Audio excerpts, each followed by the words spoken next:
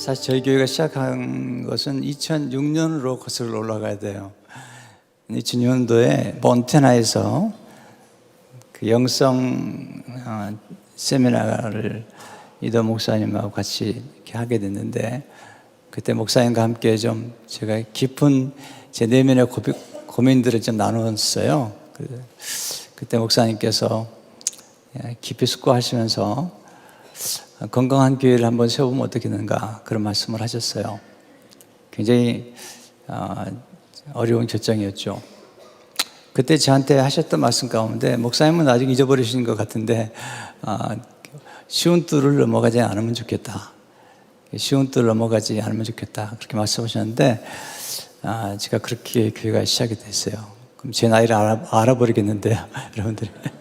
네, 그래서 사실 교회가 이렇게 시작되고 여기까지 오기까지는 목사님이 기도와 또 이렇게 안내가 있어서 여기까지 왔습니다. 그래서 목사님께 늘 감사하고, 또 제가 어려울 때 지지해 주시고 끝까지 곁에서 격려해 주신 그 사랑이 너무 크게 늘 다가옵니다. 오늘 밤에도 우리 성숙이라는 주제로 말씀 주실 텐데, 나오실 때 힘찬 박수로 모시겠습니다. 목사님.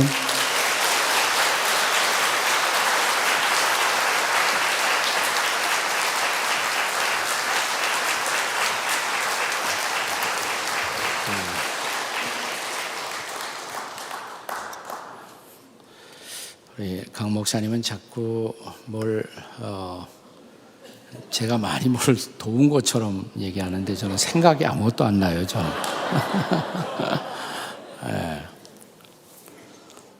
강 목사님은 본래 그 자체가 아주 귀한 분이시고, 그래서 자기 길을 하나님과 함께 그냥 걸어오신 거예요. 그리고 그 결과로 오늘의 새생명 비전 교회가 여기에 있다고 저는 생각을 합니다. 제가 알고 있는 한 분의 이야기로 오늘 저녁 제가 설교의 화두를 열고자 합니다. 그분의 이름을 밝히지는 않겠습니다. 그분의 프라이버시를 존중해서 그냥 이분을 P자로 시작되는 분이다라고 말하도록 하겠습니다. 이분은 20대 예수님 만났고 제자훈련을 받았고 신앙의 길을 한동안 잘 걸었습니다. 그는 특이하게 수산업에 종사했고, 사업이 어려울 때마다 기도하면 그때마다 기적이 일어납니다. 기적의 사람, 큰손, 믿음의 사람, 많은 별명을 가지고 있었습니다. 한 번은 인생의 중요한 것을 돌파하기 위해서 사회적 영향력 있는 분과 대화를 나누게 되었는데, 대화 중에 상대방이 묻습니다. 당신 혹시 예수 믿소? 직감적으로 상대방이 예수 안 믿는 분이라는 것을 의식하면서 내가 예수 믿는다고 그러면 나에게 불이익이 오지 않을까 생각한 나머지, 그는 말을 얼버무리면서 나 예수라는 분 옛날에 조금 관심이 있었지만 지금은 전혀 모릅니다. 마음이 그렇게 없는 이야기를 자기도 모르게 쏟아놨어요. 이미 쏟아놓은 이야기라 담을 수 없는 것이죠. 마음에 가책이 쌓여갑니다. 길트 컴플렉스가 그를 사로잡고, 그때부터 이분의 신앙생활은 아주 굴곡이 심한 ups and downs가 심한 그런 길을 걸어갑니다. 자기 인생의 마지막이 가까웠을 때 자기가 살아왔던 인생을 돌이켜보면서 나에게 무엇이 가장 부족했을까? 그에게 한 가지 중요한 결론이 나왔어요. 그것은 일관성 있는 성숙이 나에게 없었다. 일관성 있는 성숙이 없었다. 편지 한 장을 씁니다. 마지막 편지, 유언 같은 편지에서 그는 이런 글을 남깁니다. 우리 주, 구주 예수 그리스도의 은혜와 저를 아는 지식에서 자라가라. 어디서 많이 듣던 말씀 같지 않아요? 우리가 오늘 본문이 요한 1서인데, 요한 1서 직전이 베드로후서입니다. 베드로후서 마지막 장 마지막 절 3장 18절, 오직 우리 주 곧 구주 예수 그리스도의 은혜와 그를 아는 지식에서 자라가라. 그러니까 이 베드로후서니까 누가 썼겠어요? 피터 씨가 쓴 거죠. 베드로. 이제 이름을 밝혔어요. 피터 씨. 제가 수많은 힌트를 주었습니다. 이 사람의 직업은 수산업이라고. 어부가 고기 잡는 거니까 수산업이잖아요. 예수님의 제자다, 제자 훈련 받았다, 이런 힌트도 주고, 네. 예. 네. 그리고 예수님을 부인했다, 이런 힌트도 주고. 근데도 감이 오지 않아. 깨달음이 없어요. 그래서 어떻게 인생을 사시겠습니까? 네. 근데 이 피터 씨에게, 베드로 씨에게 또 동업자가 있었어요. 같은 수산업자. 요한입니다. 요한. 네. 근데 그 요한도 같은 결론에 도달합니다. 오늘의 본문은 요한 1서 2장 12절부터 17절까지입니다. 여기 오늘 본문을 우리가 자세히 읽어보면 이 본문 속에 호칭이 4가지가 등장해요. 4가지 호칭. 자, 어떤 호칭들이 등장합니까? 자녀들아, 또 아비들아, 또 아이들아, 또 청년들아, 또 4가지라고 그랬죠? 제가 4가지. 네, 호칭, 4가지 호칭. 4가지 호칭을 순서대로 이렇게 정리를 하면 첫째가 자녀들, 둘째가 아이들, 세 번째가 청년들, 그리고 마지막 4번째가 아비들, 이렇게 정리할 수가 있습니다. 이것은 단순히 육체가 자라가면서 나이를 먹어가면서 거기에 따라오는 호칭의 분류가 아니다라는 것입니다. 자, 오늘 본문이 시작되는 12절을 함께 읽겠습니다. 12절 다 같이 시작. 자녀들아, 내가 너에게 쓰는 것은 너희의 죄가 그의 이름으로 말미암아 사함을 받았으니. 그러니까 누구를 자녀라고 그러냐면 예수의 이름으로 죄 사함 받은 사람. 그러니까 영적 경험에 따른 영적 호칭이에요. 더 정확하게 말하면 영적 성숙에 따른 4가지 단계의 호칭이다, 이렇게 정리할 수가 있습니다. 저는 어젯밤 이 부흥회를 시작하면서 새 생명이라는 주제로 말씀을 나누었습니다. 우리가 예수님을 만났을 때, 믿었을 때 우리에게 주어지는 주님의 놀라운 선물, 새 생명이죠. 우리는 새 생명을 받아요. 새로운 생명, 영원한 생명을 받습니다. 이 새 생명을 받는 순간 우리에게 주어진 가장 중요한 숙제가 있습니다. 그 새 생명은 자라야 한다는 것입니다. 성숙해 가야 한다는 것입니다. 자, 그런데 이 성숙의 첫 번째 단계가 자녀됨이에요. 자녀됨. 이 자녀는 큰 자녀로 시작하는 것이 아니라 아기로 시작합니다. 이 자녀들을 아기들아 이렇게 바꾸어도 무방합니다. 우리 아기는 우리의 자녀죠. 그렇게 우리의 자녀들은 아기로 인생을 출발하는 것입니다. 이 자녀들이라는 말이 히라보로는 테크난, 복수형으로 테크니아라는 단어로 쓰여지는데, 여기 12절에 나오는 이 말씀은 우리가 자주 암송하는 요한복음 1장 12절의 자녀와 원어가 똑같은 단어입니다. 자, 요한복음 1장 12절 어떻게 시작되죠? 영접하는 자, 곧 그 이름을 믿는 자들에게 하나님의 자녀가 되는 권세를 주셨습니다. 예수님이 영접하면 자녀가 돼요. 근데 자녀가 되는데 아기가 돼요. 새 생명을 받아들이면 그 순간 아기로 태어나는 거예요. 자, 바울 사도는 고린도서에서 그걸 baby in Christ, 그리스도 안에서의 아기다 이렇게 말합니다. 그리스도 안에서 아기로 시작해요. 나 아기지만 분명히 자녀예요. 분명히 자녀예요. 새로운 생명을 받은 자녀입니다. 자녀예요. 근데 이 자녀의 영적 특성으로 사도 요한이 강조하는 것은 죄사함입니다. 예수의 이름, 예수를 믿고 죄사함을 받은 것이다.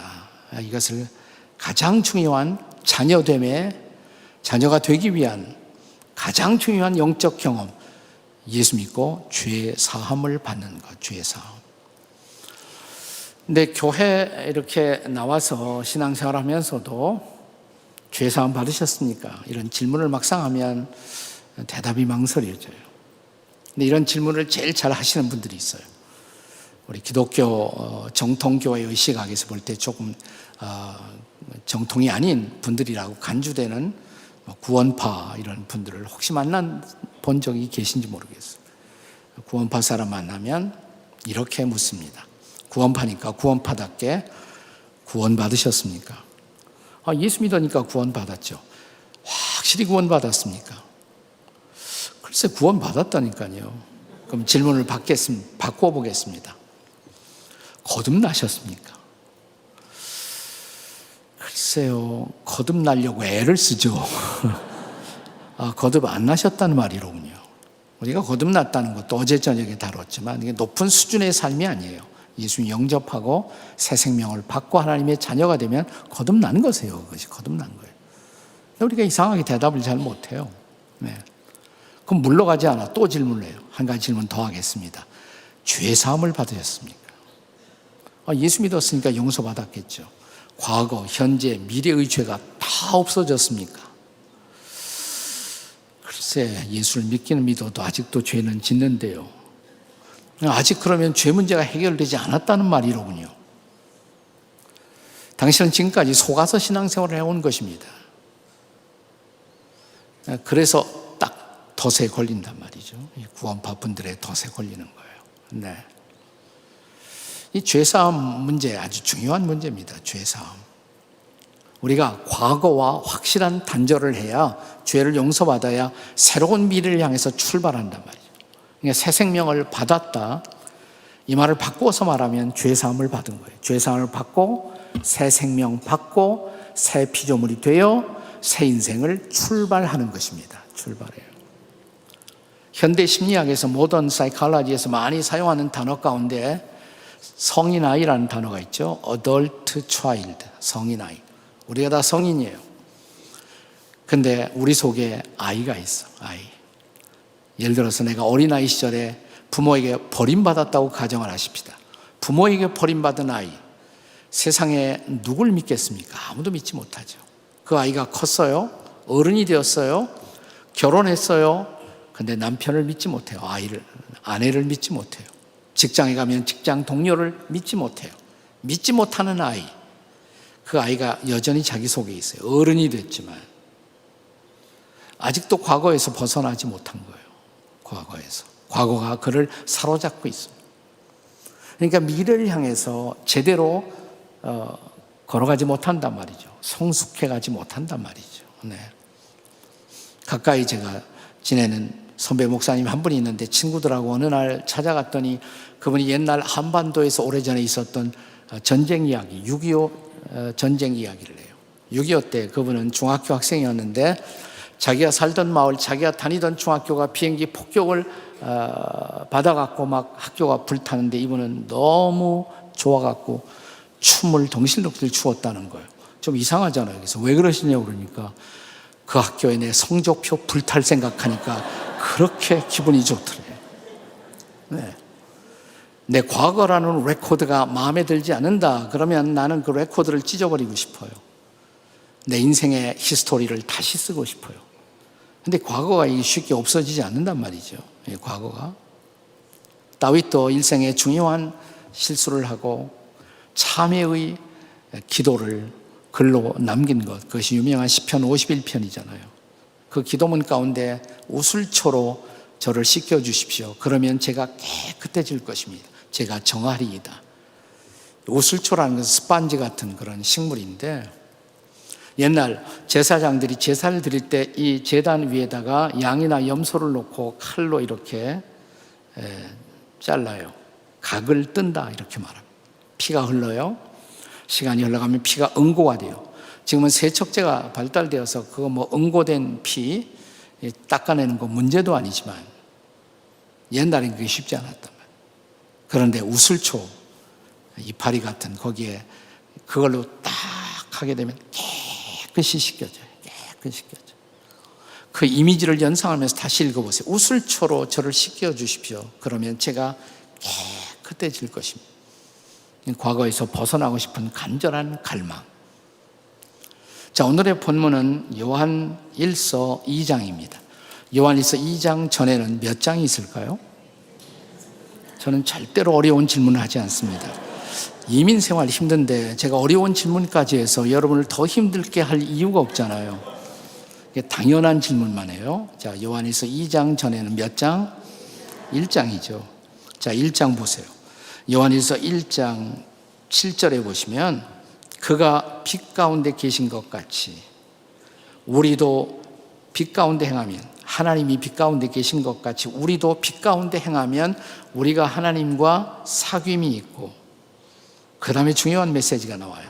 따라서 읽으세요. 그 아들 예수의 피가 우리를 모든 죄에서 깨끗하게 하실 것이요. 아멘이십니까? 우리가 우슬초로 응고된 얼룩이나 티를 씻어낼 수 있어요. 그것으로 마음의 얼룩, 아니 우리 마음 깊은 곳에 있는 죄책감, 길트 컴플렉스, 그것까지 씻어낼 수가 있을까요? 그건 다 일시적인 처방이에요. 구약에 양이나 염소를 잡아 제물을 바치고 피를 바르고, 이건 다 일시적인 처방이었어요. 완벽한 처방. 하나님은 어느 날 우리 역사의 마당에 하나님의 아들 예수님을 어린 양 제물로 보내셨습니다. 그가 우리의 죄를 짊어지고 우리가 받아야 할 심판을 대신 받으시고 십자가에서 보배로운 피를 흘렸어요. 그런데 성경은 말하기를 그 아들 예수의 피가, 따라서 그 아들 예수의 피가 우리를 모든 죄에서, 그러니까 과거, 현재, 미래, 이게 다 포함되는 거겠죠. 마음의 죄, 생각의 죄, 행동의 죄, 다 같이 예수의 피가 우리를 모든 죄에서 깨끗하게 하실 것이요. 아멘이십니까? 이게 복음이에요. 이게 가스펠이에요. 그러면 나는 과거에서 해방되는 거죠. 다 죄사함 받은 거예요.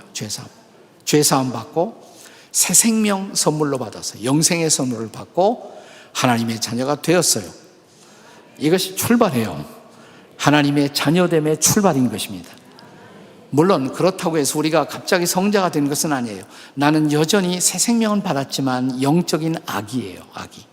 하나님의 자녀지만 아기예요. 아기.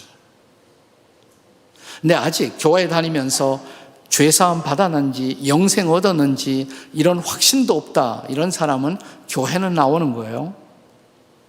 이거 노미널 멤버, 명목상의 교인. 그러나 정말 거듭난 사람, 영생 얻은 하나님의 자녀라고 말할 수는 없단 말이죠. 그러니까 이런 사람은 아직도 구도자로, 시커로, 진리를 찾고 있는 구도자로, 혹은 네임 온리 크리스찬, 이름만 명목상의 그리스도인으로 교회만 나오는 사람이에요. 내가 참으로 십자가의 복음을 알고 듣고, 그리고 십자가에서 죽으시고 부활하신 예수 그리스도를 구주와 주님으로 영접하고 믿는 순간 우리는 모든 죄에서 해방됩니다. 믿으십니까? 그리고 영생의 선물을 받은, 하나님의 생명을 받은 조에, 어젯밤에 얘기했잖아요. 조에, 하나님의 생명, 영적인 생명, 영원한 생명, 죽음 이후에도 계속되는 생명, 하나님의 품성, 그의 거룩, 그의 기쁨, 그의 긍휼, 자비가 들어있는 하나님의 생명, 그 하나님의 생명을 받았기에 하나님의 자녀가 된 줄로 믿습니다. 아멘이십니까? 이게 가장 중요한 기독교 신앙의 기초예요. 파운데이션이에요. 나는 오늘 한국 교회가 흔들리는 이유가 이 기초가 제대로 안 돼 있어서 그렇다고 생각해요. 뭐 이단 만나서 조금 대화하다 보면 막 헷갈린단 말이죠. 네. 자, 다시 한번 여러분이 오늘 밤 내가 구원받아라는 생각을 갖고 옆에 있는 사람에게 물어보세요. 구원 받으셨습니까? 이렇게 옆에 사람에게. 시작. 구원 받으셨습니까? 그냥 물러가면 안 돼요. 확실히 구원 받으셨습니까? 이렇게 물어보세요. 그냥 물어보면 안 되고 눈을 똑바로 쳐다보고 물어보세요. 다시 한번 질문하겠습니다. 거듭나셨습니까? 이렇게. 그냥 물어보면 안 돼요. 확실히 거듭나셨습니까? 이걸로 끝나면 안 돼요. 죄사함 받으셨습니까? 또 그걸로 물러가면 안 돼요. 확실히 주의 사함 받으셨습니까? 다 아멘 하셨어요? 그러면 자녀가 된 거예요. 아멘? 자녀가 된 거예요.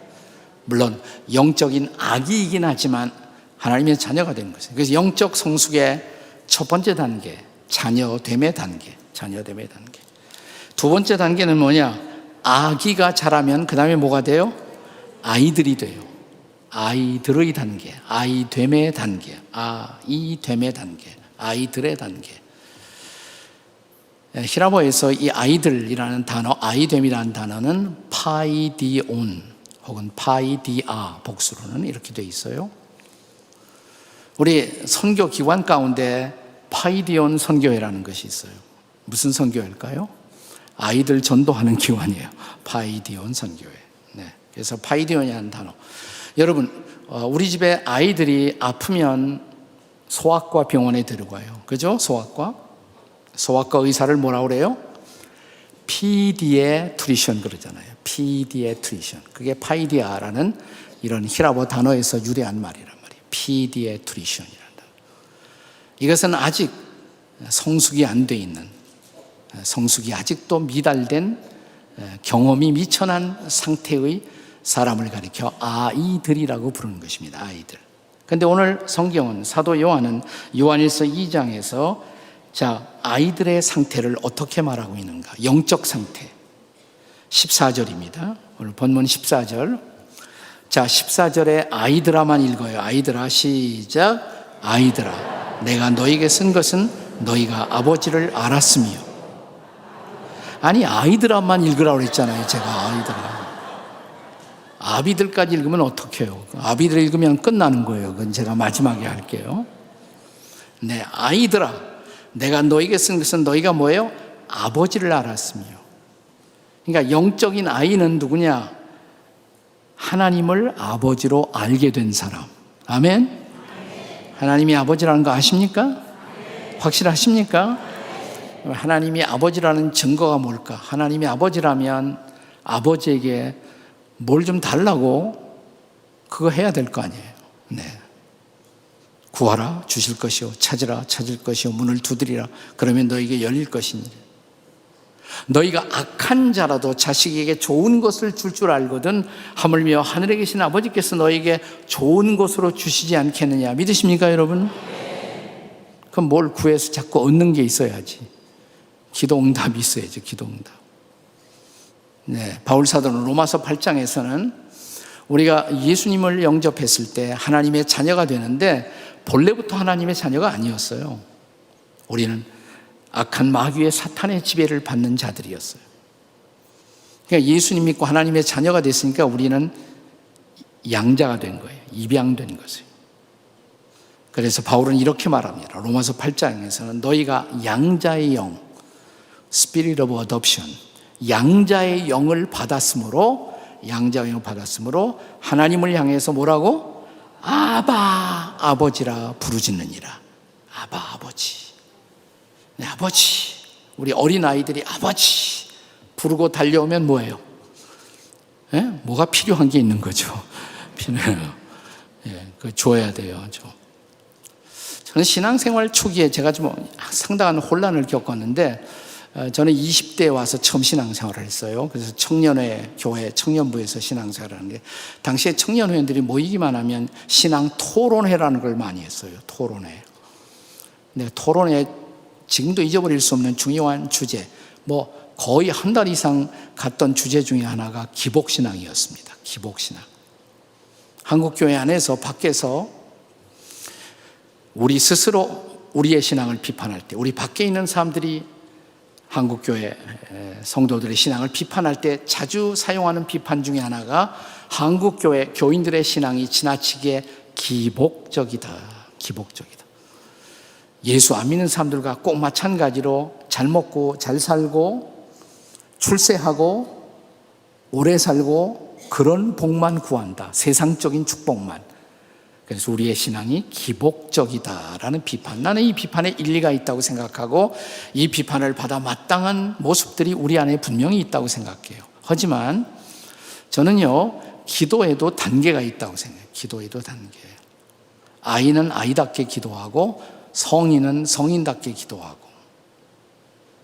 여러분 유치원 다니는 아이가 있다고 하십시다. 여러분 집에 유치원 다니는 유치한 아이들이 있는데 유치한 아이들이 어느 날 유치원 갔다 와서 갑자기 아빠나 엄마에게 아빠 엄마 내가 최근에 아버지 어머니가 나에 대한 기대가 뭔지 그걸 또 우리나라가 나에게 기대하는 것이 뭔지를 생각했어요. 유치원 다니는 유치한 아이가 그렇게 말하면 여러분 어떻게 반응하시겠습니까? 제가 좀 돌았나? 네. 여러분 우리가 크면 나라도 걱정하고 역사도 걱정하고 세계 선교도 걱정하고 그것을 위해서 기도해야 돼요. 하지만 아이 시절에는 아이다운 기도를 해야 돼요. 자, 우리 집 아이들이 아빠, 엄마 그럼 뭐예요? 레고 사줘. 레고. 오늘 내가 우리 손자 만났거든요. 저 토렌스에 사는데 만나자마자 레고 사달래. 레고 선물 사달라고 매달리더라고. 네. 그게 아이들이에요. 아이들. 아이다운 거예요. 아이다운 거. 근데 그걸 통해서 우리 아버지는 좋은 아버지.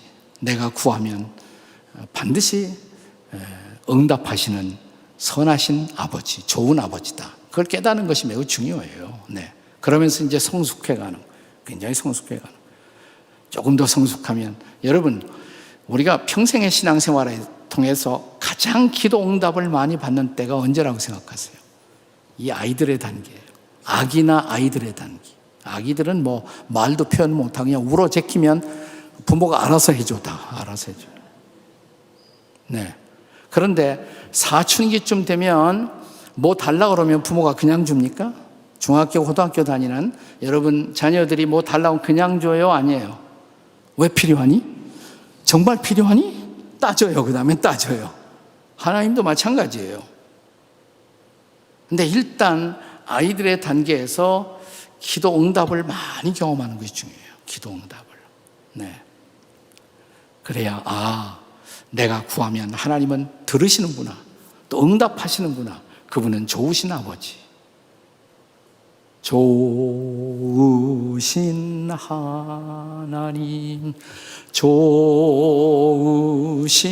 하나님, 참 좋으신 나의 하나님.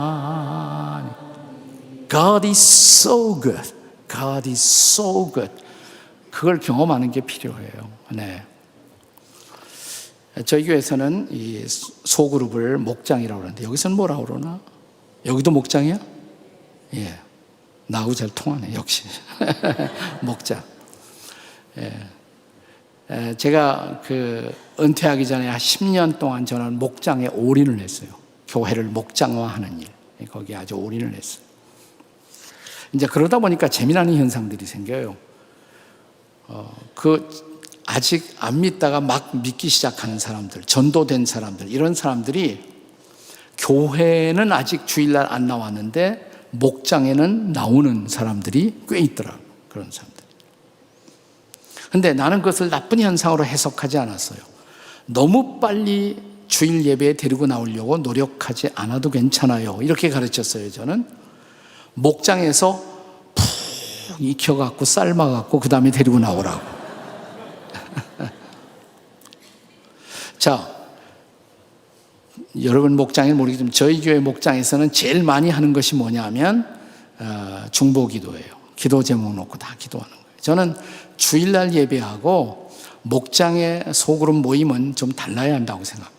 여러분 주일날 모임에 목사님 설교하는데 중간에 목사님 저 질문이 있어요. 이런 거 할 수 있어요? 없어요? 못하죠. 네. 또 주일날 예배에 모여서 시간 좀 주세요. 제가 한 주간 동안 얼마나 힘들었는지 나 발표하고 싶어요. 그런 거 못하잖아. 그런 걸 해야 돼요. 목장에서는. 주일날 못하는 걸 소그룹에서 할 수가 있어야 한단 말이에요. 특별히 힘들고 아픈 기도 제목을 내놓고 목장원들이 정말 목원들이 함께 위해서 기도하는 것.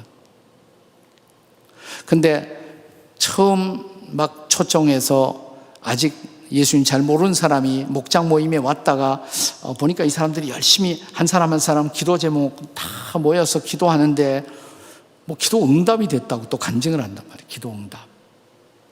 그러니까 처음 온 사람이 그 다음 주일날, 그 다음 주 한 2, 3주 지나면 무슨 현상이 생기냐면 저도 기도 제목이 있는데 저도 내도 돼요? 아직 교회도 안 나오는 사람인데. 아, 괜찮다고. 예, 기도 제목 뭐예요? 같이 기도한단 말이죠. 아, 하나님이 기도를 응답하신다. 그걸 경험한 사람이 교회 안 나올 수가 없죠, 결국. 교회 안 나올 수가 없어요. 네. 그래서 이 응답의 체험, 기도 응답의 풍성한 체험, 이게 무엇보다 중요한 거예요. 이 아이들의 단계에서 가장 필요한 것이 기도 응답의 체험이에요.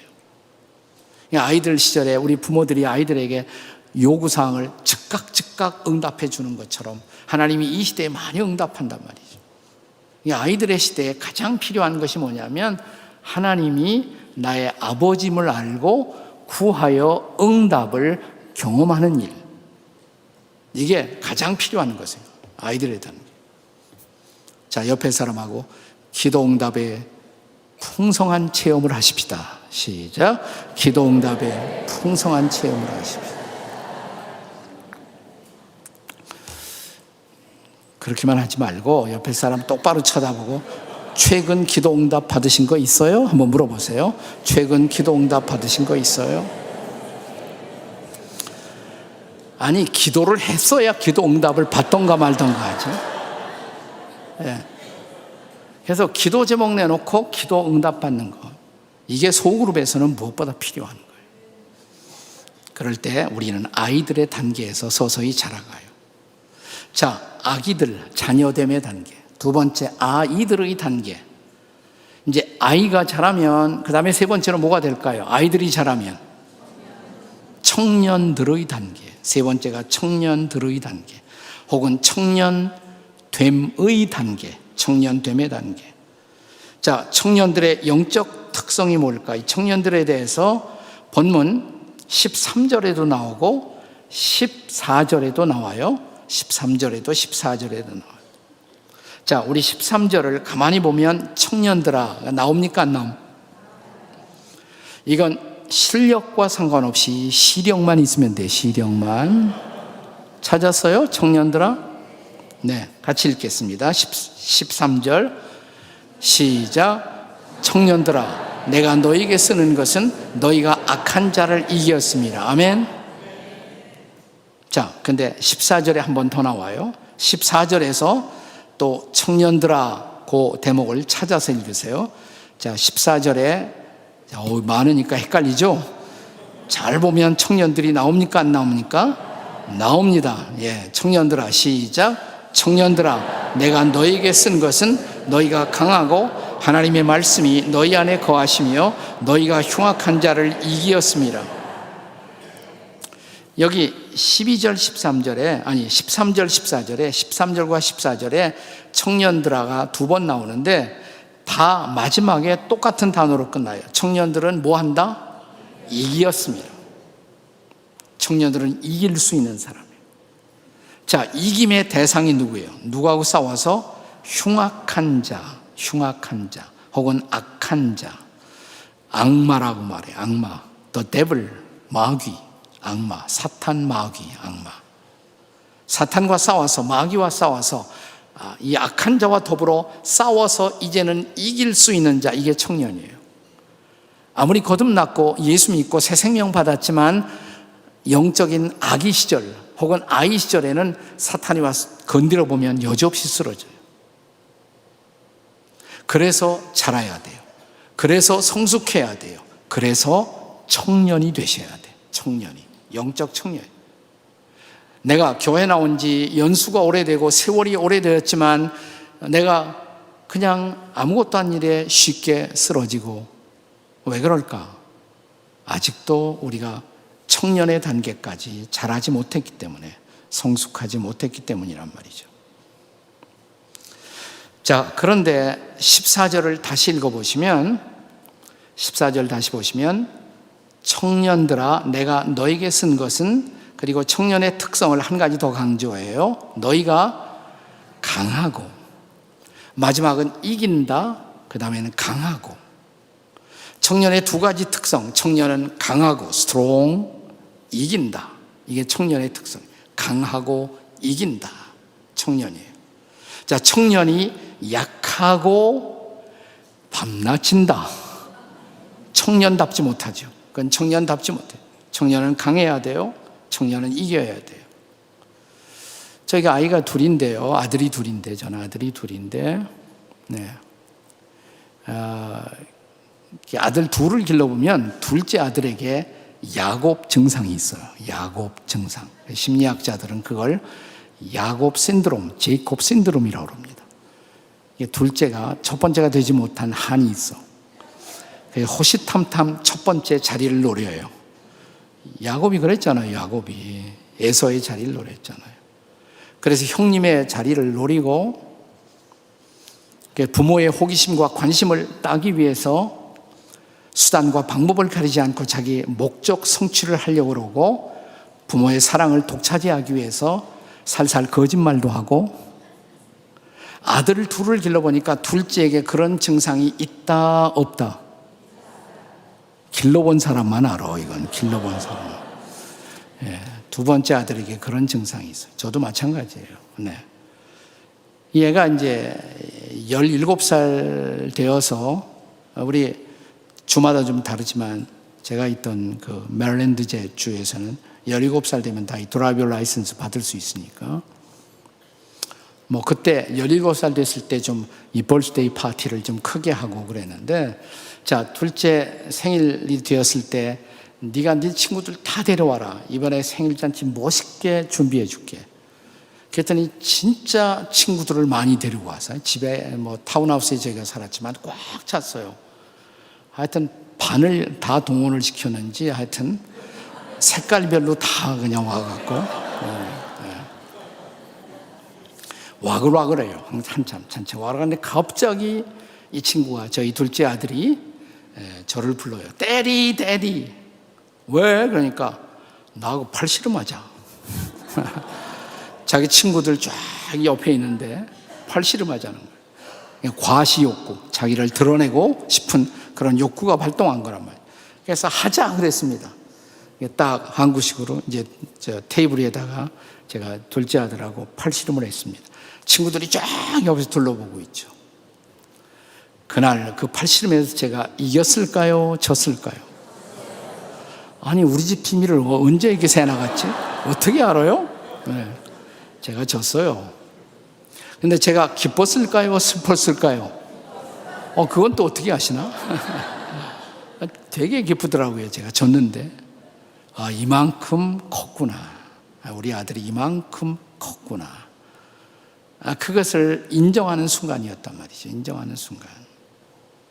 자, 그런데 오늘 이 말씀에는 우리가 강해지고 우리가 이길 수 있는 비밀을 가르치고 있어요. 자, 14절 다시 보시면, 청년들아, 내가 너에게 쓴 것은 너희가 강하고, 그 다음에 따라서세요. 하나님의 말씀이 너희 안에 거하시며 너희가 흉악한 자를 이기었음이라. 그러니까 우리가 강해지고 악한 자를 이기는 비밀은 뭐예요? 말씀이 너희 안에 거하신다. 말씀을 주신 거예요. 말씀. 제가 하나님의 자녀가 되기 위한 가장 중요한 체험은 죄사함의 체험. 죄사함 받고 새 생명 얻는 거. 그런데 영적 아이의 단계에서 가장 필요한 것은 하나님이 좋은 아버지인 것을 알고 기도해서 응답을 받는 체험. 그런데 청년의 단계에서 필요한 것은 말씀 체험이에요. 말씀 체험. 청년이 무엇으로 행실을 깨끗게 하리니까 하나님의 말씀을 따라 삼갈 것이니다. 주여, 내가 주께 범죄치 아니하려 하여 주의 말씀을 내 마음속에 두었나이다. 말씀이 내 안에 있어요. 있기만 한 것이 아니라 내 말씀이 막 움직여 활동을 해. 하나님의 말씀은 살았고 운동력이 있어. 좌우에 날선 어떤 검보다도 예리하여 혼과 영과 관절과 골수를 찔러 쪼개기까지 하며 말씀이 나를 붙들어요. 말씀이 내 행동을 컨트롤해요. 말씀이 나를 인도해요. 이게 말씀 체험이에요. 그래서 사탄을 이길 수가 있다 이 말이에요. 사탄을 이길 수가 있다. 악마를 이길 수가 있다 이 말이에요. 저는 오늘 본문의 14절 이하니까 15절, 16절, 17절 이것이 청년들을 향한 계속적인 메시지라고 생각해요. 15절에 보시면 이 세상이나 세상에 있는 것들을 사랑치 말라. 그러면서 16절에는 세상에 있는 모든 것이 육신의 정욕과 안목의 정욕과 이생의 자랑이니 이건 다 아버지께로부터 온 것이 아니라 세상으로부터 온 것이라. 여기 16절에 나오는 세 가지가 악한 자의 3대 미끼. 악마가 우리를 타락시키기 위해서, 우리를 넘어뜨리기 위해서 사용하는 세 가지 무기. 그것이 육신의 정욕과 안목의 정욕과 이생의 자랑이에요. 세상에 있는 이 세 가지, 이것을 가지고 하나님의 자녀들을 넘어뜨린다 이 말이에요. 넘어뜨린다. 악마는 처음 사람 아담에게 에덴 동산에부터 찾아왔어요. 선악을 알게 하는 나무를 보여주면서 그 보는 순간 그들의 마음속에 어떤 느낌을 주었냐면 뭐라고 그랬어요? 먹음직하고 보암직하고 지혜스럽게 할 만큼 먹음직, 이게 뭐예요? 육신의 정욕이란 말이에요. 먹음직. 보암직, 이게 안목의 정욕이에요. 안목의 정욕. 지혜스럽게 할 만큼 탐스러워. 이거 먹으면 네가 하나님만큼 높아져. 이생의 자랑, pride of life. 자기를 하나님의 자리까지 높이고 싶은 욕구, 이게 이생의 자랑이에요. 자, 악마는 이 세 가지 미끼를 가지고 처음 사람 아담을 넘어뜨렸잖아요. 그 다음에 아담 안에서 아담의 모든 후예들이 지금도 이 세 가지 때문에 계속 넘어지잖아요. 육신의 정욕, 안목의 정욕, 이생의 자랑. 그런데 2000년 전 하나님의 아들 예수님이 오셔서 그가 공적인 생활을 시작하기 위해서 광야로 나가실 때 악마가 찾아와요. 그리고 예수님에게도 시험을 하셨습니다. 무슨 시험? 첫 번째로, 자, 광야에 나가서 금식하는, 공생애를 준비하기 위해서 금식하는 예수님에게 악마의 첫 번째 유혹이 뭐예요? 이 돌들이, 너 돌 보이죠? 앞에 돌. 이 돌들이 명하여 떡덩이가 되게 하라. 금식해보면 돌이 떡으로 보여요. 금식해보면 막 돌이 떡으로 보여요. 막 먹고 싶어요. 육신의 정욕. 천하만국의 모든 영광을 다 보여주면서 절만에 다 죽게 안목의 정욕. 그 다음에 성전 꼭대기에 예수님을 세워놓고 뛰어내리라고. 근데 네 발이 땅에 추락하기 전에 천사가 네 발을 살짝 들어 올리면 내일 아침 내 이름은 신문에 난다고. 너는 유명해진다고. 슈퍼스타가 되고 슈퍼스타가 된다. 이생의 자랑이에요. 이생의 자랑. 자, 그런데 이런 악마의 시험을 예수님은 실패하셨습니까? 승리하셨습니까? 승리하셨어요. 뭘로 승리했어요? 네. 이 돌들이 명하여 떡덩이가 되게 하라. 그랬을 때 예수님이 뭐라고 대답하십니까? 사람이 떡으로만 살 것이 아니에요. 하나님의 입으로 나오는 모든 말씀으로 살 것이라. 맞아요. 근데 그보다 앞서서 하신 말씀이 있어. 그보다 앞서 뭐라고 그랬어요? 기록되었을 때 그랬어요. 기록되었을 때 사람이 떡으로만 살 것이 아니에요. 하나님의 입으로 나온 말씀. 기록되었을 때, 구약 성경에 기록되었을 때. 그러니까 예수님은 뭐예요? 구약 성경의 신명기의 말씀을 마음에 두고 계셨던 거예요. 말씀이 그분 안에 있었어요. 그 말씀으로 물리치셨어요. 우리가 사탄 싸워서 이기려면 평소에, 그러니까 뭐가 필요해요? 말씀 암송. 우리 강 목사님 많이 강조하시잖아요. 그죠? 네, 성경 암송. Scripture memorization. 성경 암송을 많이 하셔야 돼요. 성경 암송. 네. 암송만 할 뿐 아니라 암송한 말씀을 이렇게 끄집어내서 묵상해 보시고. 네. 강 목사님과 제가 함께 영향을 받고 존경했던 달라스 윌라드 목사님이 그 돌아가시기 전에 그 연세 많은 나이로 한국까지 오셔서 제 마음이 안 돼갖고 박사님 한국까지 비행기 타고 오는 게 힘들지 않으셨냐? 하나 힘들지 않았대. 왜요? 그러니까 성경 말씀 암송하고 묵상하다 보니까 금방 왔대요. 금방 한국에 도착해. 그분은 한 구절이 아니라 통으로 그냥 에베소서, 빌립보서, 골로새서 다 외우시더라고요. 이렇게 다 외웠어요. 그냥 외워놓고 또 끄집어내는 거예요. 뭐 이거 찾을 필요도 없어. 그냥 다 암송했으니까 또 암송한 말씀을 묵상만 하시면 돼요. 그러다 보니까 금방 한국에 도착했다. 이게 말씀 암송. 얼마나 중요한 건지 모른다. 기록되었을 때. 그 말씀이 우리를 붙드는 거예요. 그 말씀이 우리를 지키는 것입니다. 그래서 우리는 뭐예요? 악한 자를 이길 수 있다. 아멘. 그러나 저는 청년들이라고 해서 영적 청년의 단계에 왔다고 해서 항상 이긴다고 생각하진 않아요. 영적 청년도 넘어질 수 있어요. 넘어질 수 있어요.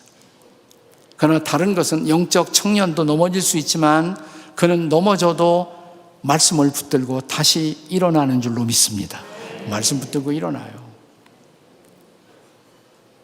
마르틴 로이드 존스 목사님은 우리의 신앙생활의 여정을 등산에 비유했어요. 등산, 산에 올라가는 거. 그러면서 이런 얘기를 하셨어요. 등산에 올라가는데 산에 막 오르기 시작한 저 아래서도 넘어질 수가 있고 정상에 다 가까이 다 가서도 넘어질 수 있다는 거예요. 그리고 그 다음 말을 제가 좀 각색을 했지만 재미나는 말인데 저 아래에서 넘어지든 정상 가까이서 넘어지든 자빠지는 폼은 똑같다. 넘어져 갖고 코 깨고 피 흘리는 모습은 저 위에서나 저 아래에서나 똑같다는 거예요. 똑같아. 넘어지는 모습은. 근데 그 다음이 더 중요해요. 근데 다른 것이 있대요. 일어서면, 다시 일어서면 정상 가까이에서 넘어진 사람이 일어서면 저 아래 내려가서 저 산 아래에서 다시 출발하는 것이 아니라는 거예요. 넘어졌던 그 자리에서 일어나서 또 올라가면 돼요. 그 자리에서. 그러니까 거기까지 오는 동안, 정상 가까이 오는 동안에 그가 투자했던 경건의 노력, 경건의 여정을 위한 모든 노력은 다 필요하고 유익하다. 난 이게 매우 중요한 거라고 생각해요. 우리 한국 속담에 이런 말이 있어요. 가다가 중지 못하면 아니간만 못하니라. 그건 성경이 아니에요. 그거는 속담이지. 근데 이 속담을 성경적으로 바꿀 수 있다면 이렇게 바꿔야 돼요. 따라서 하세요. 가다가 중지 못해도 온 것만큼 이익이니라. 아멘? 그렇잖아요. 가다가 중지해도 온 것만큼은 이익이에요. 온 것만큼은. 넘어질 수 있어요. 네, 청년도 넘어질 수 있어요. 영적으로 완숙한 사람도 때로는 넘어져요. 그러나 뭐예요? 따라서 하세요. 일어서면 달라진다. 옆에 사람에게 일어서면 달라져요. 다시 한번 똑바로 옆에 사람 짝을 바꿔도 해요. 일어서면 달라져요. 끝나지 말고 그러니까 일어서시라고요. 일어서야지. 넘어진 채로 있으면 안 되잖아요. 자빠진 채로 그냥 있으면 안 되잖아요. 일어서셔야 돼요.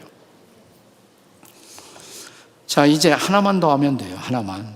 자, 영적 성숙의 단계, 스테이지. 첫 번째, 자녀됨의 단계. 아기로 출발한다고 그랬어요. 그 다음에 아이들의 단계. 청년들의 단계. 마지막, 아비들의 단계. 네 번째가 아비들의 단계. 어떤 자매님이 그래요. 왜 아비들만 있고 애미들은 없습니까? 포함이 돼. 아비들 속에다가. 그러니까 너무 섭섭하게 생각하지 마시고 아비들 속에는 어미들도 다 포함되는 것입니다. 자, 영적 아비의 특성이 도대체 뭘까? 13절. 자, 본문의 13절을 한번 같이 읽겠습니다. 13절 시작.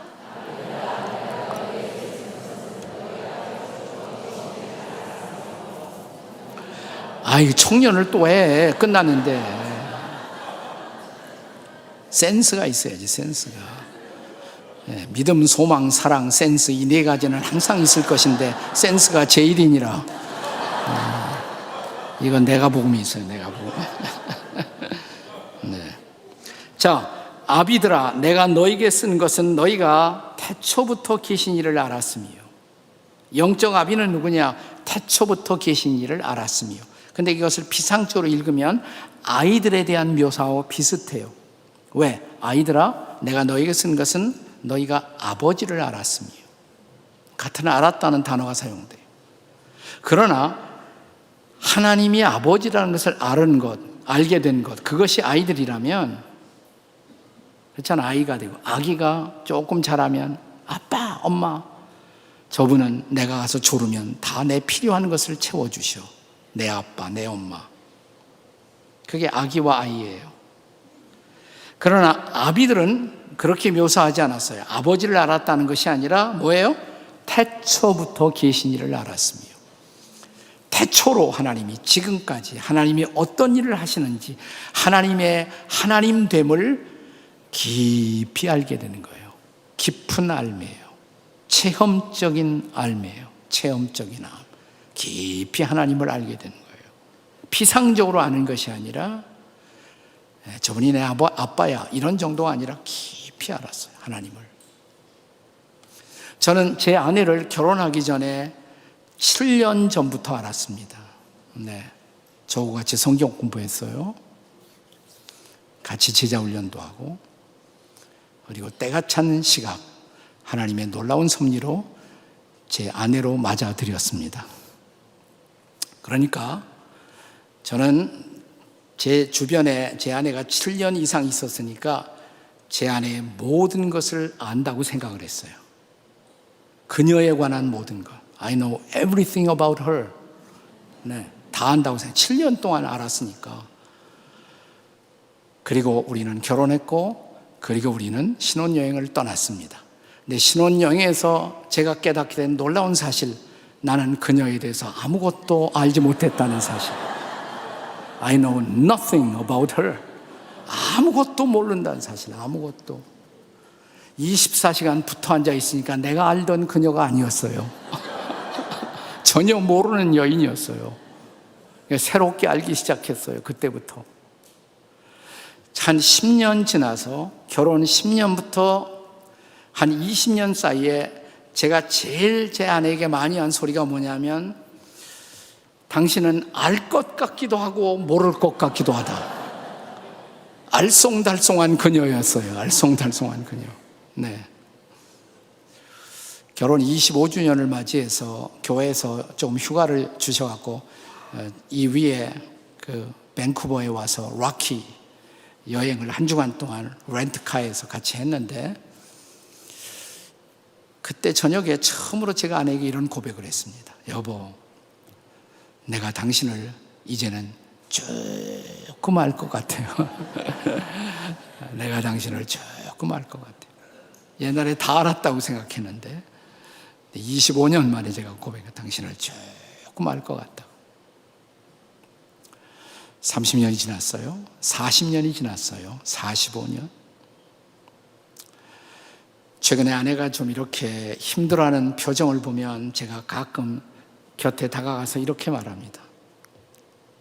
여보, 힘들지? 나도 알아. 당신 얼마나 힘든지 나도 알아.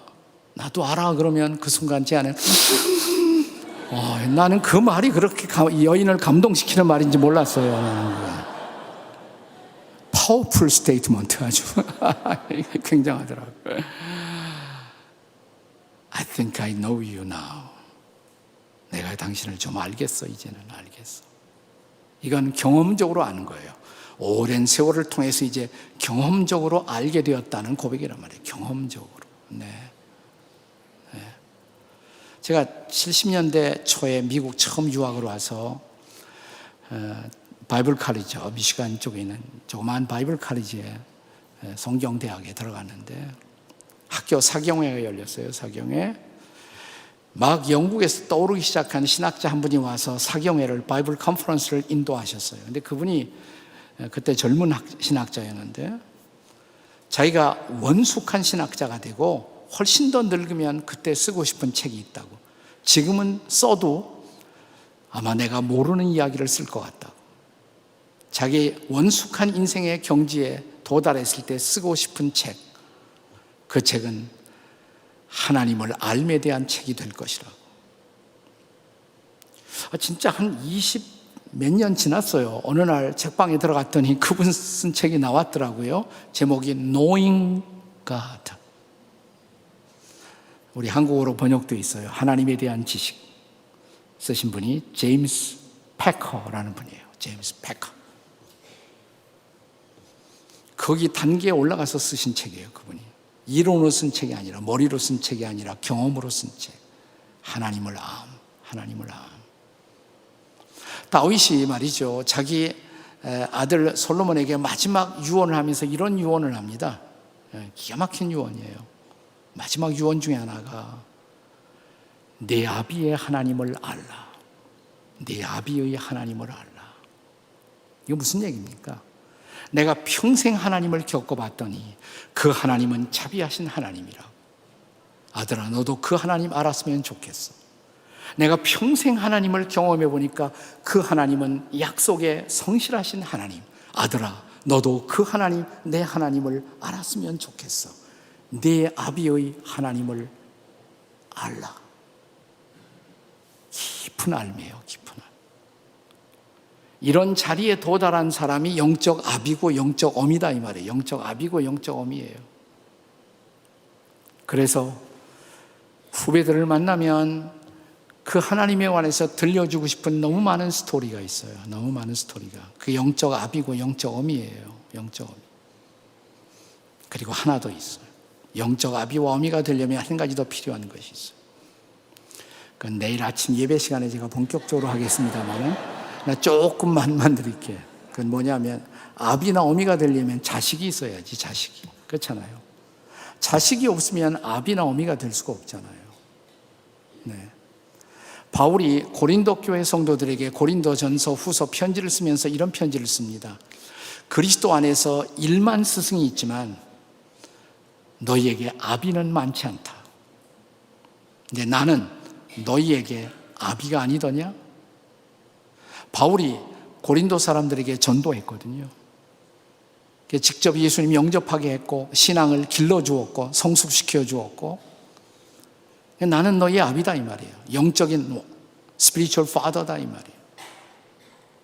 그리스도 안에서 1만 스승, 지나가면서 가르치는 많은 스승이 있지만 나는 너희 아비다. 저는 여러분의 교회를 지나가는 1만 스승 중에 한 사람이에요. 강 목사님이 여러분의 영적인 아비입니다. 사실 영적인 아비예요. 여러분의 신앙을 성장하도록 돕고 계시잖아요. 신앙을 잘 자라도록 성장하도록 돕고 있단 말이죠. 근데 그건 강 목사님만 그렇게 되는 거 아니에요. 저는 목회자만 영적 아비가 될 수 있다고 생각하지 않아요. 성숙한 평신도도 영적 아비와 어미가 될 수 있다고 저는 믿습니다. 어느 날 여러분이 성숙하게 되면 여러분이 자식을 낳아야 돼요. 전도하고 그 사람 신앙 잘 자라도록 도와주면 그 사람에게 여러분이 영적 아비고 영적 어미잖아요. 바울은 우리처럼 결혼 생활을 안 했지만 그러나 성경에 보면 아들이라고 부를 수 있는 많은 사람들이 있었잖아요. 나의 믿음의 아들 디모데, 나의 참된 아들 디도, 갇힌 중에서 낳은 아들 오네시모, 감옥에서 전도해서 신앙 성장하도록 도와준 오네시모를 갇힌 중에서 낳은 내 아들이다 이렇게 말한다. 여러분의 아들 어디 있습니까? 여러분의 딸, 영적인 딸, 영적인 아들은 어디에 계십니까? 건강한 교회, 성숙한 교회가 뭘까? 사람이 많이 모이는 교회가 아니에요.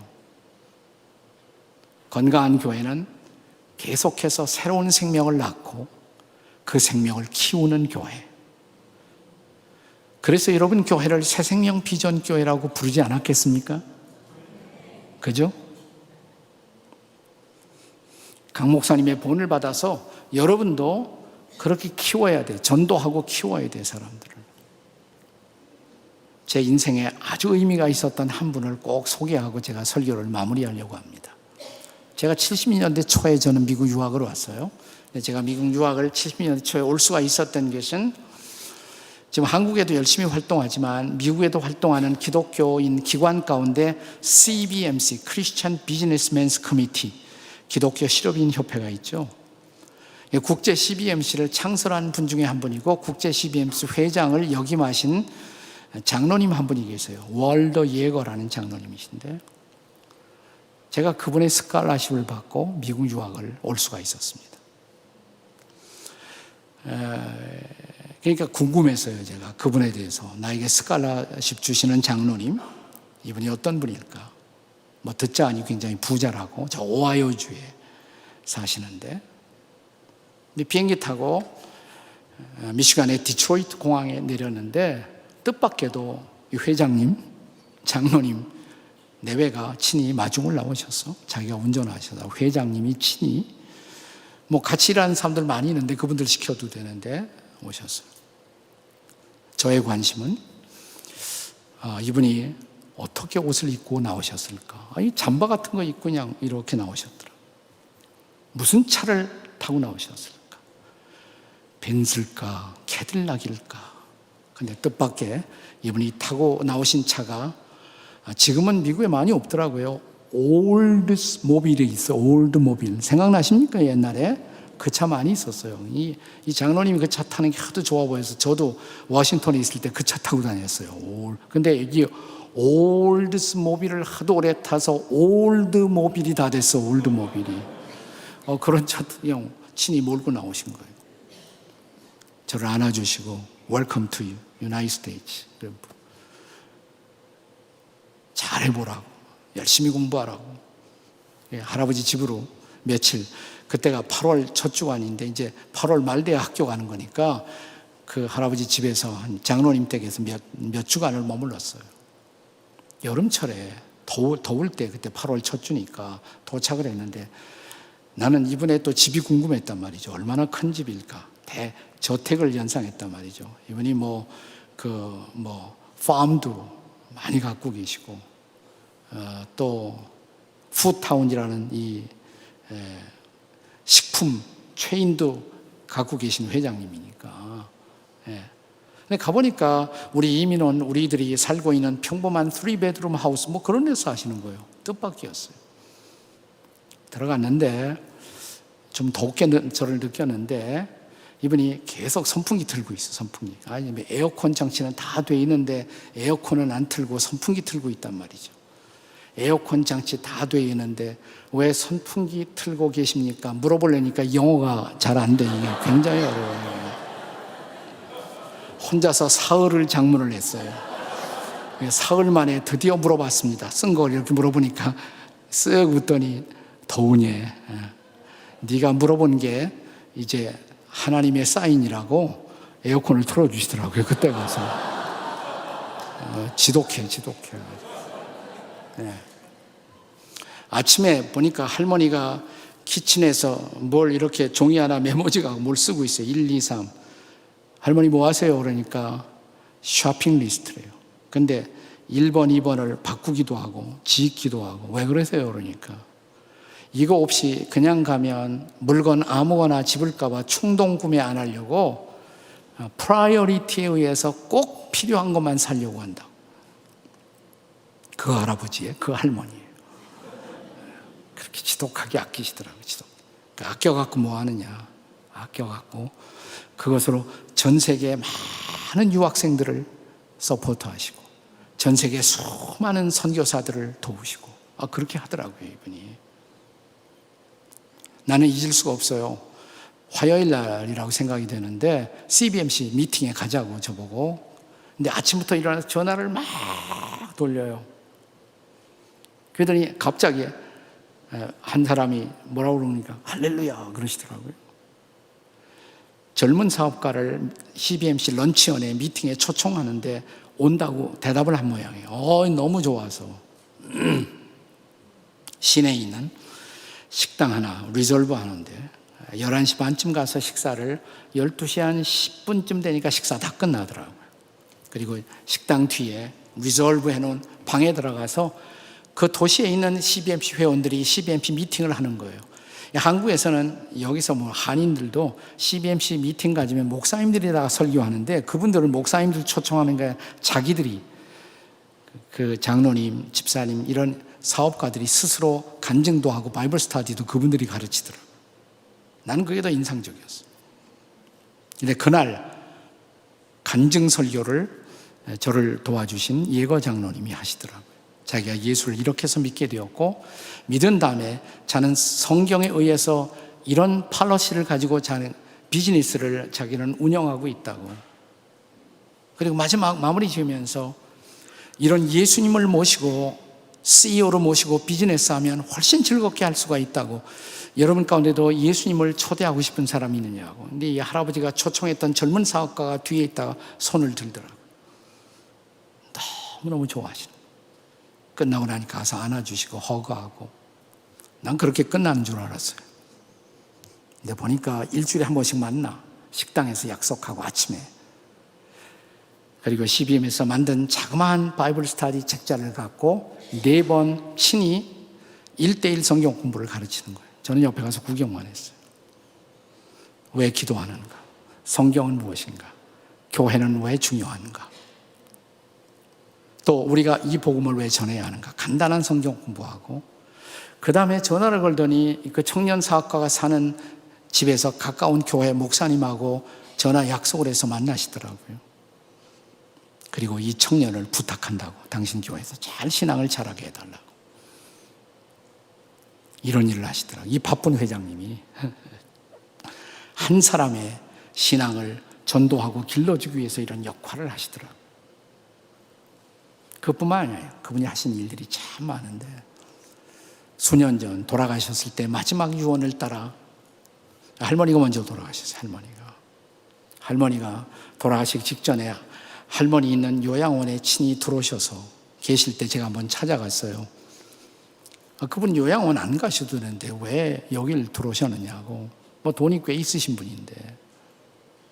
제가 물어봤어요. 그러니까 여기 얼마나 좋은지 네가 몰라서 그렇다고. 조금 이따 나 따라와 보라고. 요양원에서 이분이 바이블 스터디를 인도하는데 거기 뭐 한 80명 정도 모였더라고요. 쫙 앉혀놓고 성경 공부 가르치는 거.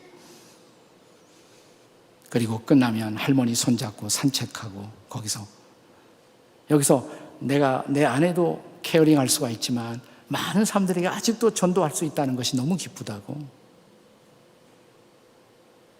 할머니 보내시고 먼저. 본인도 떠나가면서 유언을 따라 아주 소박한 장례를 부탁했음에도 불구하고 이 할아버지에게 전도받고 영향을 받은 많은 사람들이 왔어요. 저도 장례식에 참여했어요. 한국에서 와서. 제가 잊을 수 없는 장례식. 순서가 이렇게 짜있질 않아요. 사회하는 사람이 앞에 마이크 갖다 놓고, 자, 가운데 지금 앞에, 교회당 맨 앞에 이분의 그 관이, 캐스킷, 오픈 캐스킷이 다 열려 있는 상태로 누워 계시고, 이 고인에 대해서 여러분이 하고 싶은 얘기 있으면 나와서 한마디씩 하라고 마이크 앞에 갖다 놨는데 줄을 쫙 서더라. 100명 이상 쫙 줄을 서. 그게 장례식이에요. 저도 섰어요. 그날 장례식에서 제가 가장 많이 들었던 소리가 뭐냐면 앞에 나와서 마이크 보고 누워있는 이분을 가르치면서 저분은 나의 영적인 아버지였습니다. He was my spiritual father. 저분에게 전도받았고 저분에게 어떻게 크리스찬은 가정생활을 하고 크리스찬은 어떻게 비즈니스를 운영하는지 저분이 나의 아버지였습니다. 영적인 아버지였습니다.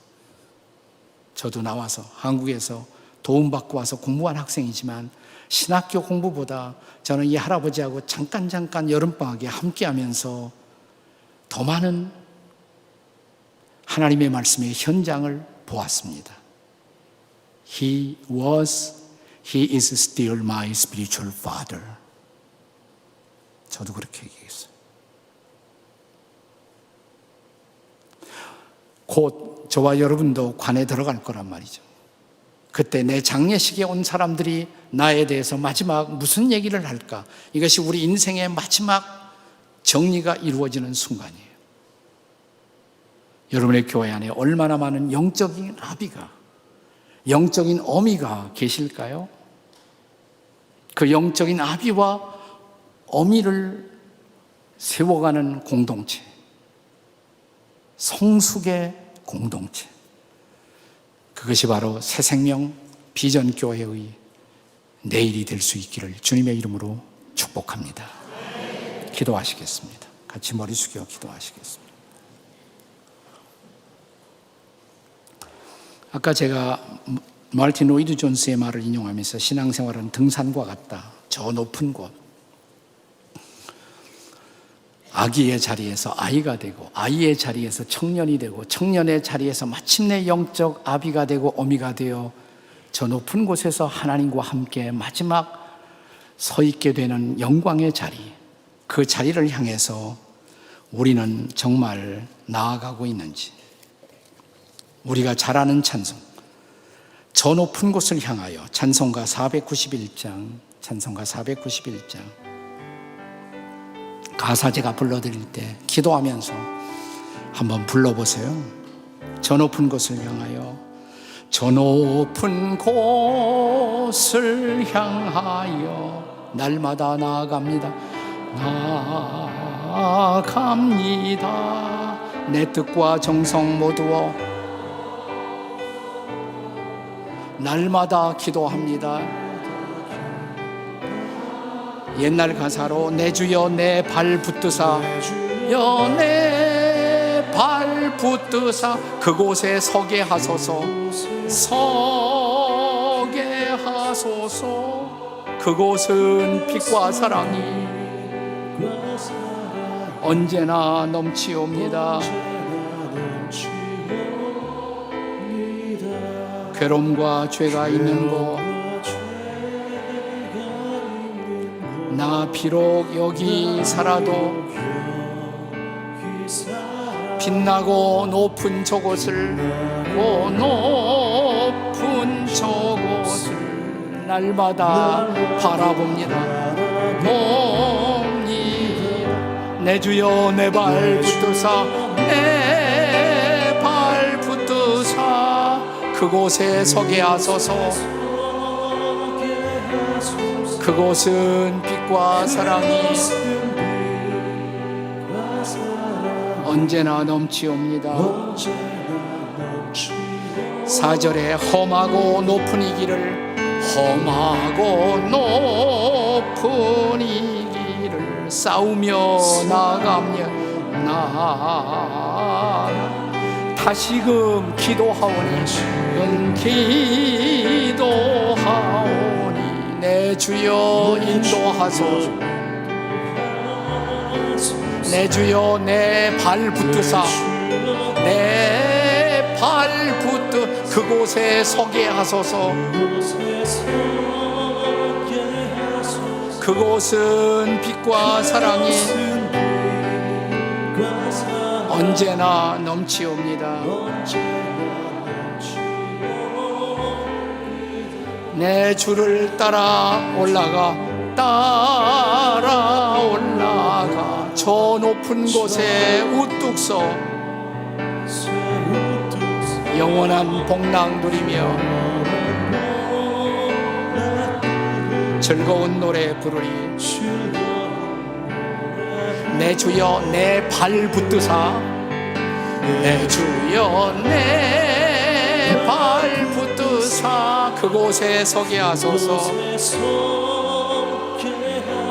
그곳은 빛과 사랑이 언제나 넘치옵니다. 하밍, 조용히 하밍.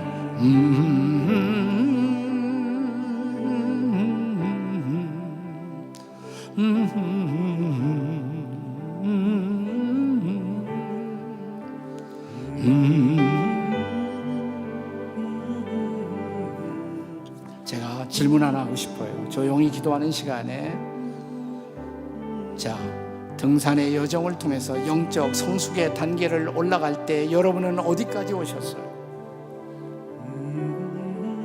예수님 영접하고 확실히 하나님의 자녀는 되셨나요? 기도 응답을 체험하는 아이는 되셨나요?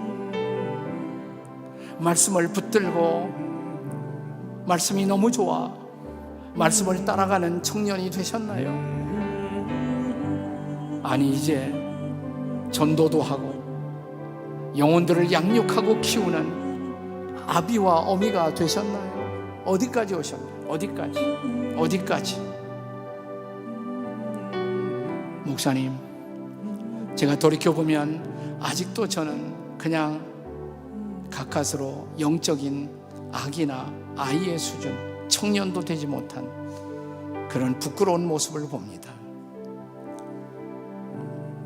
자라고 싶습니다. 성숙하고 싶습니다. 청년이 되고 아비가 되고 어미가 되어 신앙에 영향을 끼치며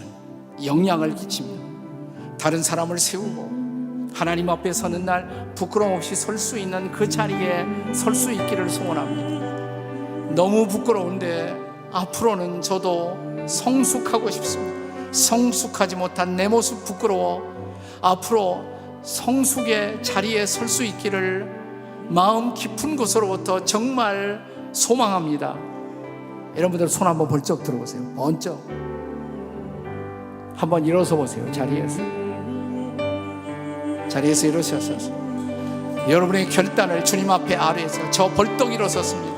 성숙을 향한 발걸음, 성숙을 향한 고지로 제가 올라가겠습니다. 주님, 제 손 붙드시고 제 발 붙드시고 제 마음 붙들어 주시옵소서.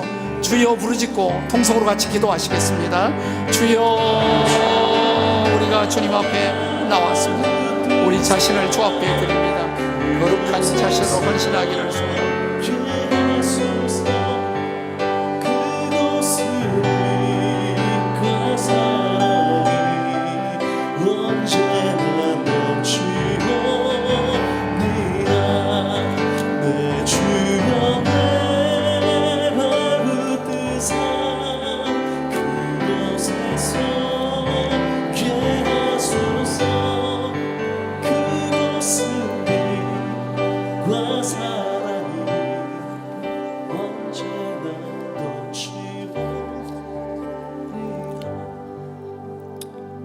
손 내리시고 조금 더 기도하면 좋겠습니다. 최근에 고든 맥도날드 목사님 80이 넘으셨는데 자기는 5번에 걸친 회심을 경험했다고 그랬어요. 그 신앙 여정을 얘기하면서 마지막 5번째 회심을 경험했는데 그것은 아비됨. 사람들이 자기를 만날 때마다 아버지와 같다, 그런 얘기를 했다고 합니다. 우리 이동 목사님도 이제 뵐 때마다 그런 생각을 합니다. 스승이라는 걸 넘어서서 이제 아버지 같은 그런 분이시죠. 우리도 오늘 그런 결심을 한번 했으면 좋겠습니다. 하나님, 이제 제가 아버지, 어머니 되고 싶습니다. 영적으로 어린아이 단계를 넘어서서 정말 사람들에게 아버지, 어머니 같은 그런 성숙한 그리스도인이 되고 싶습니다. 우리 한 번 더 통성으로 기도하겠습니다. 하나님 아버지, 오늘 주신 말씀을 인해 감사드립니다.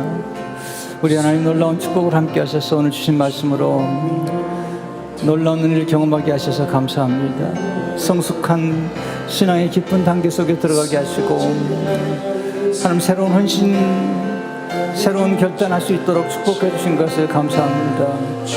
하나님 영광을 받으시고 하나님 찬양을 받으시되 영적인 어머니와 아버지의 역할을 잘 감당할 수 있도록 도와주시고 하나님 아버지, 어린 생명들을 낳고 기르고 키우고 하나님 아버지 제자로 삼고 또한 영적인 아들과 딸로 삼을 수 있도록 주님이 축복해 주시고 인도하여 주옵소서. 하나님께 영광을 올려드립니다. 고마우신 주님 감사합니다. 짧은 기간이지만 말씀을 통해서 우리가 지금 어디 있는지, 어디까지 와 있는지, 또 어디를 향해 나아가는지 알게 하셔서 감사합니다. 어제와 오늘 주신 말씀을 가슴에 새기며 신앙의 가장 기본인 새 생명을 얻는 그 놀라운 은혜와 하나님의 뜻 항상 기뻐하고 쉬지 말고 기도하고 범사에 감사하는 이 뜻을 이루어가는 삶을 살게 하시며 오늘 주신 말씀처럼 우리 신앙이 점점 성숙해서 자녀와 아이와 청년의 단계를 넘어서 아비, 어머니의 단계에 이를 수 있도록 축복해 주옵소서. 예수 이름으로 기도하옵나이다.